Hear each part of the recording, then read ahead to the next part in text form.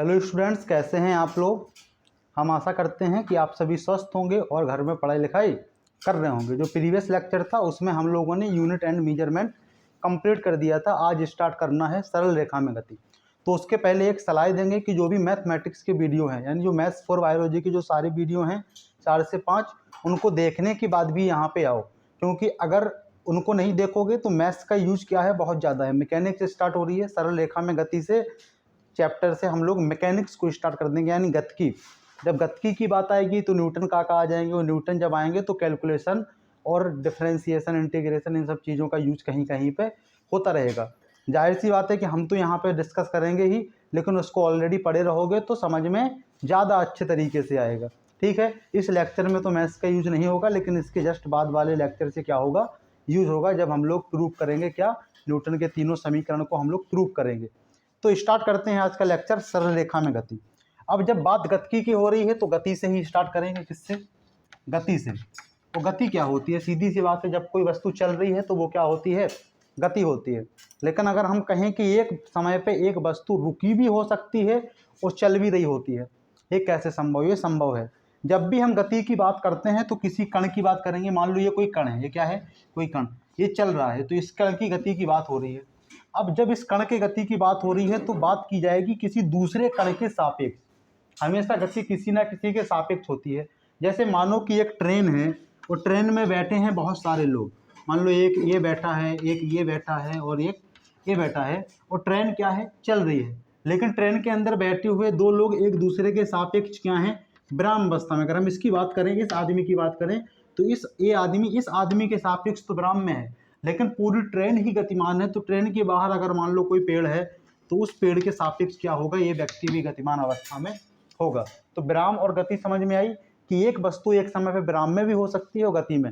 अगर देखा जाए तो हर चीज़ जो पृथ्वी पे है वो एक चीज़, अगर देखा जाए तो पृथ्वी के ऊपर सारी चीज़ें ही गतिमान है। क्यों? क्योंकि पूरी पृथ्वी ही गतिमान है। अगर हम लोग किसी और दूसरे ग्रह के सापेक्ष देखें तो हम भी गतिमान हैं और तुम भी, और पृथ्वी के ऊपर स्थित हर वस्तु क्या है?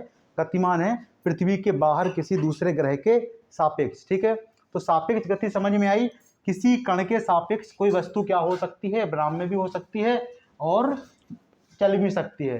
अगर उस कण के सापेक्ष, जिसके सापेक्ष तुम किसी दूसरे कण की गति की बात कर रहे हो, अगर उन दोनों के बीच का डिस्टेंस क्या हो रहा है? चेंज हो रहा है, स्थिति बदल रही है, तो वो वस्तु गतिमान अवस्था में, और अगर उनका डिस्टेंस चेंज नहीं हो रहा है तो वो गतिमान अवस्था में नहीं है। अगर एक वस्तु विराम में है और दूसरी वस्तु क्या हो रही है? चल रही है। अगर बात की जाए तो ये वस्तु भी चल रही है इसके सापेक्ष। क्लियर है ना बात? ये रुकी जरूर है, लेकिन इन दोनों के बीच का क्या हो रहा है? डिस्टेंस क्या हो रहा है? बदल रहा है। तो ये वस्तु भी गतिमान में है और ये वस्तु भी इसके सापेक्ष गतिमान में है। ठीक है, क्लियर सी बात है। स्टार्ट करते हैं। दूरी और विस्थापन। दूरी और विस्थापन। दूरी और विस्थापन का भी इस चैप्टर में क्या होने वाला है? यूज होने वाला है। तो इस दो टर्म को भी हम लोग डिस्कस कर लेते हैं। जाहिर सी बात है, दूरी क्या है? अदिश राशि है, यानी स्केलर क्वांटिटी है, स्केलर। और विस्थापन क्या है? सदिश राशि है। दूरी होती क्या है? जब कोई वस्तु ए से बी तक जा रही है, और ए से बी तक जाने में इसका कण का, कोई कण ए से बी तक जा रहा है तो गति करके जाएगा, सीधी सी बात है। ए से बी तक जाने में जो वस्तु का बिंदु पथ होगा वो क्या होगा? दूरी होगा।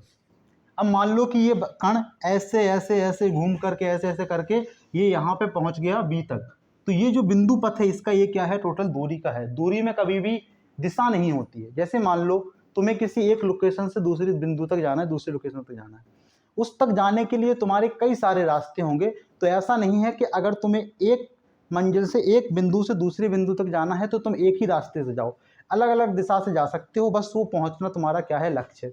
तो जानते समय तुम्हें कोई भी दिशा का कोई भी वहाँ पे ज़रूरत नहीं पड़ी। लेकिन अगर हम लोग बात करें विस्थापन की, तो ए बिंदु से बी के बीच की न्यूनतम दूरी, कम से कम दूरी क्या होती है? विस्थापन होती है। जब ए से बी की बात करें और कम से कम दूरी, तो सम से कम होगी तो स्ट्रेट लाइन तो अपने आप आ जाएगी। तो ए से बी के बीच क्या आ गई? स्ट्रेट लाइन आ गई। और जब ए से बी पे जा रहे हो तो दिशा भी ए से बी की तरफ हो जाएगी, और जब बी से ए की तरफ आ रहे हो तो दिशा भी बी से ए की तरफ हो जाएगी। और जब दिशा आ जाए तो वो राशि सदिश हो जाती है। तो विस्थापन समझ में आया। दो बिंदुओं के बीच, बिंदु पथ को दूरी कहते हैं, दो बिंदुओं के बीच की कम से कम दूरी को विस्थापन कहते हैं, और विस्थापन एक सदिश राशि होती है। ठीक है,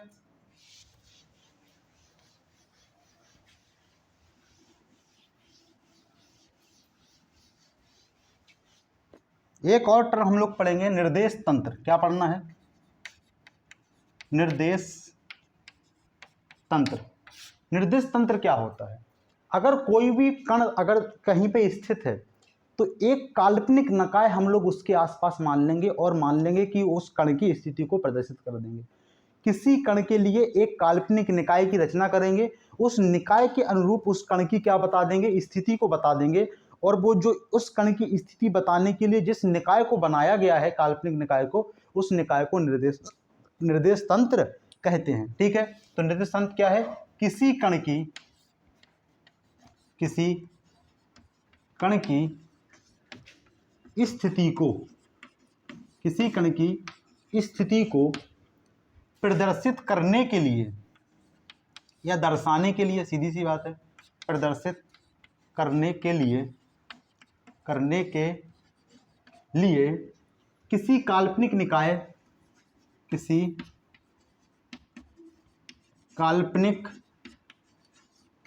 निकाय की रचना करते हैं।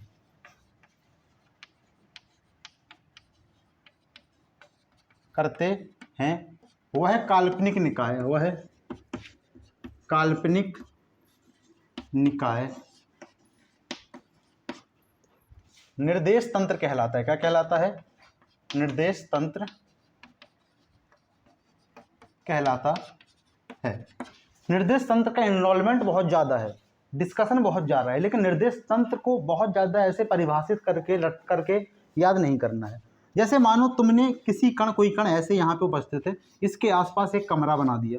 अब इस कमरे से तुम इसकी पोजीशन बताओगे, मान लो इस भुजा से इस दूरी पर, इस भुजा से इस दूरी पर, इस भुजा से इस दूरी पर, इस भुजा से इस दूरी पर, और बता दोगे कि इस काल्पनिक कमरे के अनुसार इस कण की स्थिति बता दोगे। तुम जहाँ बैठे हो, तुम भी तो एक पार्टिकल हो, तुम जहाँ बैठे हो तुम्हारे आसपास क्या है? बहुत सारी क्या हैं? दीवारें हैं, और उस कमरे के हिसाब से तुम्हारी कोई एक पोजीशन है, कॉर्नर में बैठे हो कि बीच में बैठे हो कि ऊपर बैठे हो कि नीचे बैठे हो, ये तुम्हारी पोजीशन है।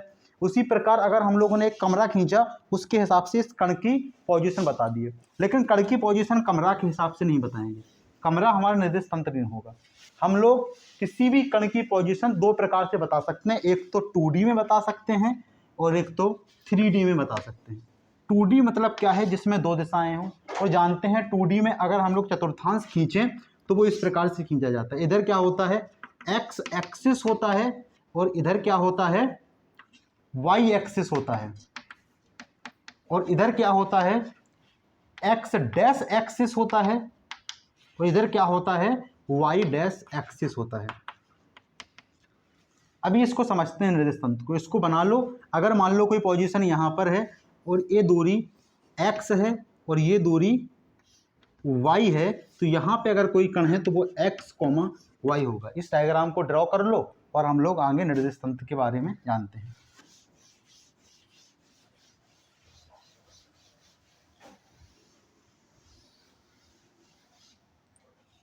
देखो कैसे, इधर क्या होता है? x एक्सिस होता है, इधर क्या होता है? x डैश एक्सिस होता है, सीधी सी बात है। इधर क्या होता है? y एक्सिस होता है, और इधर क्या होता है? y डैश एक्सिस होता है। बहुत कन्फ्यूजन वाली बात नहीं है, y डैश एक्सिस भी y एक्सिस ही है और x डैश एक्सिस भी x डैश एक्सिस ही है। बस ये बता रहा है कि ओरिजिन ये क्या है? तुम्हारा मूल बिंदु है। क्या है? मूल बिंदु। मूल बिंदु से नेगेटिव की तरफ अगर जा रहे हो तो वो क्या है? x डैश है, और मूल बिंदु से इधर नेगेटिव की तरह जा रहे हो तो वो y डैश है। ठीक है ना? जब भी तुम अगर यूनिट की बात करो, मान लो कि इस प्रकार यहाँ 1 2 3 4, इधर -1, इधर -2, इधर -3, इधर -4, इधर ऊपर जाओगे 1 2 3 4, इधर जाओगे -1 -2 -3 -4, इस प्रकार से जाओगे। ठीक है ना? तो बात समझ में आई। अब पोजीशन कैसे दिखाओगे? पोजीशन अगर मानो कोई कण तुम्हारा यहाँ पे है, यहाँ पे है, तो वाई एक्सिस में उसने -2 चला और एक्स एक्सिस में कितना चला, प्लस चला। यहाँ पे एक्स कोमा वाई के टर्म में हमेशा एक्स पहले रहेगा, वाई बाद में रहेगा। एक्स कितना है 2 है, वाई कितना है -2 है। 2 कोमा -2 क्या है, इस कण की पोजीशन है जो कि यहाँ पे स्थित है। तो इस प्रकार से हम लोगों ने ये निर्देश तंत्र बनाया एक्स वाई डैश एक्सिस करके और उसमें किसी कण की पोजीशन बता दी। एक कण के लिए अलग अलग निर्देश तंत्र हो सकते हैं, लेकिन एक स्पेशल कंडीशन में तुम्हें एक चुना हुआ निर्देश तंत्र दिया जाता है, उसके अनुरूप तुम्हें प्रॉब्लम्स को सॉल्व करना होता है। ठीक है, तो तुम्हें निर्देश तंत्र ऑलरेडी दिया होगा तो इतनी टेंशन वाली बात ही नहीं है। बस तुम लिखना सीखो। अगर कहीं पे यहाँ पे कोई बिंदु है, देखो इधर से इधर और इधर से इधर, ये कितना हो गया -2,2। क्यों, क्योंकि x वाला पहले लोगे तो x वाला -2 है, y वाला बाद में तो 2 है, -2,2। यहाँ से ये समझ पा रहे हो, ये तुम्हारा पहला चतुर्थांश है, ये दूसरा है, ये तीसरा है और ये क्या है, ये क्या है, चौथा है। पहले में x एक्सिस और y एक्सिस दोनों पॉजिटिव हैं, यानी जब भी कोई भी पॉइंट लिखा जाएगा तो x भी पॉजिटिव रहेगा, y भी पॉजिटिव रहेगा। देख करके बता दोगे कि वो पहले चतुर्थांश की बात कर रहा है। अगर दूसरे की बात करोगे तो दूसरे में x एक्सिस नेगेटिव है और y क्या है, पॉजिटिव है। पहला वाला नेगेटिव लिखा है और दूसरा वाला पॉजिटिव लिखा है तो बता दोगे दूसरे चतुर्थांश की बात हो रही है। अगर तीसरे की बात करोगे, दोनों नेगेटिव नेगेटिव हैं, x वाला भी नेगेटिव रहेगा, y वाला भी नेगेटिव रहेगा, नेगेटिव नेगेटिव है तो बता दोगे कि वो तीसरे की बात कर रहा है। और अगर पहला वाला पॉजिटिव है और दूसरा वाला नेगेटिव है तो वो चौथे चतुर्थांश की बात कर रहा है। ठीक है ना। अब देखो ये तो 2D की बात थी, 2D में तो सिर्फ 2 दिशाएं थी, x और y। अब अगर हम 3D की बात करें तो वहाँ पे 3 दिशाएं होती हैं। हकीकत में तो कोई पॉइंट 3D में ही होता है। जैसे ये तो बोर्ड था, एक प्लेन था, प्लेन मतलब 2D था। अगर कोई बिंदु यहाँ पे रखा है तो किस प्रकार से निर्देश तंत्र, संभव ही नहीं बनाना, वहाँ तो 3 दिशाएं हो जाएंगी। तो देखो x एक्सिस, y एक्सिस और ये क्या है z एक्सिस। अगर वो वाली वीडियो देखे होगे बायो के मैथ्स वाले, तो त्रिकोणमिति में भी एक्सिस आए होंगे और तुम्हारे वेक्टर में भी आए होंगे, आई जे के कैप वाले। तो अगर उसको देखे होगे तो ये बात तो समझ में आ गई होगी कि एक्सिस क्या है। ये जो जेड एक्सिस है ये इस तरह तिरछा नहीं है, ये तुम्हारी तरफ है। देखो ऐसे बनेंगे एक्सिस, देखा जाए तो अगर देखो ये, इसको अगर y मान लो, इसको x मान लो, एक दूसरे के लंबवत हैं, तो ये जो z एक्सिस है वो तुम्हारी तरफ इस प्रकार है, इस प्रकार। तो ये क्या है, x y और z, तीनों x y के, x z के, z x के, z y के, सारे एक दूसरे के 90 डिग्री के कोण पर हैं। ठीक है ना। तो ये तुम्हारी तरफ यहाँ से z एक्सिस है, इधर तो बना ही नहीं सकते, संभव ही नहीं है, तो इस तरफ बना दिया गया है। ठीक है, तो ये तुमको प्रदर्शित करेगा x y z। जब भी कोई भी पॉइंट है कहीं पे भी दिया जाएगा तो वो किस में दिया जाएगा, x, y, z में। ठीक है, पहले x लिखोगे, फिर y लिखोगे, फिर z लिखोगे। तो ये बात संभव है निर्देश तंत्र वाली। अब हम लोग आगे बढ़ते हैं, स्टार्ट करेंगे वेग। क्या करेंगे, वेग। वेग होता क्या है, वेग विस्थापन परिवर्तन की दर होता है। वेग क्या होता है, विस्थापन परिवर्तन की दर को हम लोग वेग कहते हैं। जैसे जैसे विस्थापन चेंज होता है, जैसे देखा जाए अगर ये क्या है, विस्थापन परिवर्तन की दर को वेग कहते हैं, यानी रेट ऑफ चेंज। विस्थापन परिवर्तन ही वेग नहीं है, विस्थापन परिवर्तन की दर। अब अगर x एक्सिस यहाँ से स्टार्ट हो रहा है, ये मूल बिंदु है 0, कोई कण यहाँ पे चला, ये x1 है, और चला, ये स्थिति x2 है, इस पॉइंट पे x1, इस पे x2। अब देखा जाए तो इस बिंदु से इस बिंदु के बीच पे अगर तुम्हें वेग निकालना है, इसके ऊपर अगर समय मान लो t1 यानी 0 से स्टार्ट किए, 0 से यहाँ तक जाने में, x1 तक जाने में t1 समय लगा, 0 से x2 तक जाने में t2 समय लगा। तो अगर तुम लोग यहाँ पे x का मान निकालो, यानी विस्थापन का मान निकालो, तो x बराबर क्या हो जाएगा, x2 माइनस x1। ठीक है ना। और अगर t का मान निकालो तो क्या हो जाएगा, t2 माइनस t1। और ये क्या हो जाएगा, v बराबर x बटे t हो जाएगा। तो पहले तो परिभाषा लिखो वेग की, विस्थापन परिवर्तन की दर, विस्थापन परिवर्तन की दर। आज स्पीड में क्यों है, क्योंकि तुम लोग 1.5 की स्पीड में देख लेते हो वीडियो को, फील ही नहीं करते हो। इसलिए हमने सोचा कि हम ही स्पीड में चलेंगे, जिससे तुम लोग क्या करो, स्पीड को बढ़ा करके नहीं देखना। अगर स्पीड को बढ़ा करके देखोगे तो फील ही नहीं करोगे। विस्थापन परिवर्तन की दर को वेग कहते हैं। क्या कहते हैं? वेग कहते हैं। अब वेग v बराबर क्या हो जाएगा, विस्थापन कितना परिवर्तित हुआ है, x2 माइनस x1 बटे क्या है, t2 माइनस t1। ठीक है, v बराबर t2 माइनस t1 क्या है, t है, तो x2 माइनस x1 बटे t। x2 माइनस x1 को x क्यों नहीं लिख रहे हैं, यही सही है। ठीक है, x2 से x1 तक जाने में अगर समय t दिया जाए तो सीधा x2 माइनस x1 बटे t। अगर v द्वितीय स्थिति क्या है, x2 है, प्रथम स्थिति क्या है, x1 है, तो x2 माइनस x1 बटे t2 माइनस t1 हो जाएगा। ठीक है, क्लियर है। अब एक बात समझो, जब भी किसी की भी परिवर्तन की दर की बात होती है तो वहां पे हम लोग करते हैं डिफरेंशिएशन यानी अवकलन। अब यहाँ क्या बदल रहा है, यहाँ पे विस्थापन बदल रहा है समय के सापेक्ष। वहां पे भी डिस्कस किए हैं, v बराबर डी एक्स बटे डी टी वहाँ पर डिस्कस हुआ है अगर देखोगे लेक्चर तो। लेकिन यहाँ पे भी हम लोग डिस्कस कर रहे हैं, v का एक फॉर्मूला और आ जाएगा, v बराबर x बदल रहा है। अगर x का समीकरण दिया जाए t के पदों में, वो कंडीशन ही है। अगर x एक क्या है, फंक्शन है, और t के पदों में, t क्या है, कोई चर क्वांटिटी है, t के पदों में दिया जाएगा x बराबर T square plus 3t plus 4t, ऐसे ऐसे समथिंग कुछ दिया जाए। ये बात ऊपर से जा रही है, अगर वो लेक्चर देखो तभी समझ में आ रहा है। ठीक है, तो x कोई फलन है, अगर t के पदों में कोई तुम्हें मान दिया गया, कोई समीकरण दिया गया है, वो बोला गया है कि तुम इसका वेग निकालो, तो क्या करोगे, v बराबर x का अवकलन करोगे t के सापेक्ष यानी dx बटे dt कर दोगे, सीधी सी बात है। क्लियर है बात। तो तीन फॉर्मूले हैं, v बराबर x2 माइनस x1 बटे t2 माइनस t1, और v बराबर x2 माइनस x1 बटे t, और v बराबर dx बटे dt। अब हम लोग स्टार्ट करेंगे त्वरण को। किसको? त्वरण। और वेग की अगर बात करें तो वेग का मात्रक तो मीटर पर सेकंड होता है, छोटे बच्चों वाली बात है। और अगर वेग की बात करें तो वेग भी एक सदिश राशि है, क्योंकि विस्थापन बटे समय हो रहा है। स्पीड तो है नहीं, चाल की अगर बात होगी तो दूरी बटे समय, तो वो तो अदिश है। तो वेग सदिश राशि है और उसमें दिशा भी है, और क्या है, उसका मीटर पर सेकंड क्या होता है, ऐसा यूनिट होती है, यानी इंटरनेशनल यूनिट होती है। अब देखो, त्वरण यानी एक्सीलरेशन। क्या? अगर त्वरण की बात करें, त्वरण दो प्रकार से होता है, त्वरण भी मंदन भी। अब त्वरण मंदन दोनों सब एक में ही आ जाएंगे। त्वरण क्या है, जब समय के साथ, पहले त्वरण की परिभाषा देखो, वेग परिवर्तन की दर को त्वरण कहते हैं। त्वरण और मंदन सेम ही है, वेग परिवर्तित होगा।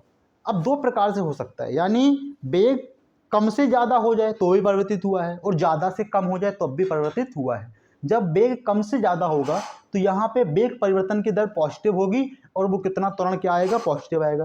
लेकिन अगर जस्ट वही अपोजिट हो जाए, क्या हो जाए कि वेग परिवर्तन की दर कम हो जाए, यानी वेग ज्यादा से कम होता चला जाए, कम होता चला जाए, तो फिर वहां पे जो होगा वो मंदन होगा। जैसे सोचो, हमने इस वस्तु को ऊपर फेंक दिया, ये वस्तु जाएगी ऊपर, जाएगी जाएगी जाएगी, धीरे धीरे इसका एक वेग क्या होता जाएगा, कम हो जाएगा।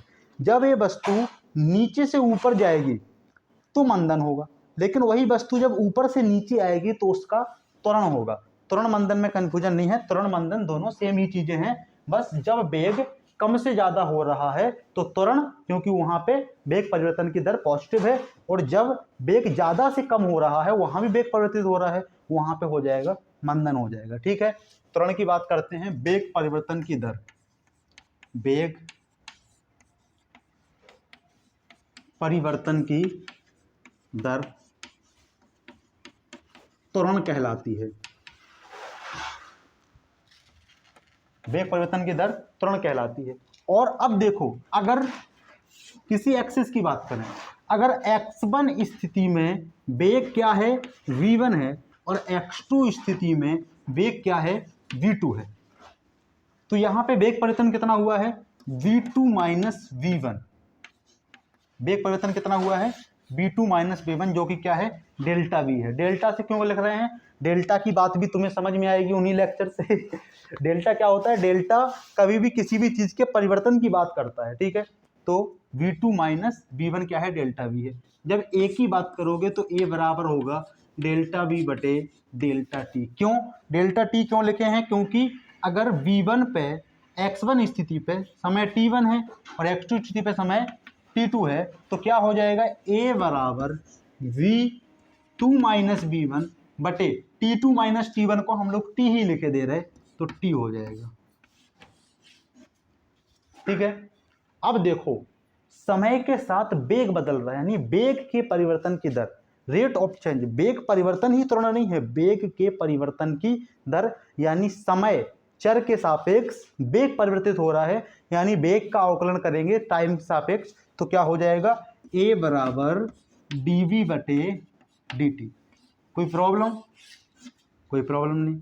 और अगर वेग का कोई समीकरण दिया है t के पदों में तभी तो निकालोगे ना dv बटे dt और वहां पे त्वरण निकल के आ जाएगा। ठीक है, क्लियर है। ये क्वेश्चन हम लोग सॉल्व करते हैं।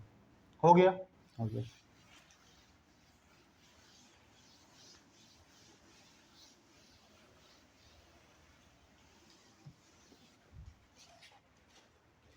क्वेश्चन लिखो,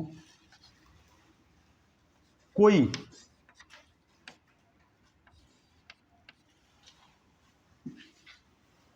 गेंद किसी दीवार से 2 मीटर पर सेकंड के वेग से टकराती है, वेग से टकराती है और उसी रेखा पर, यानी जैसे कोई बॉल यहां से टकराई और जस्ट उसी पे ऐसे लौट के आ गई, ठीक है ना, तो क्या होगा, टकराती है और उसी रेखा पर 2 मीटर पर सेकंड के वेग से पलटती है, वेग से पलटती है। त्वरण ज्ञात करो, त्वरण ज्ञात करो। अब एक बात है, यहां पे टाइम नहीं दिया गया है तो त्वरण कैसे ज्ञात करोगे।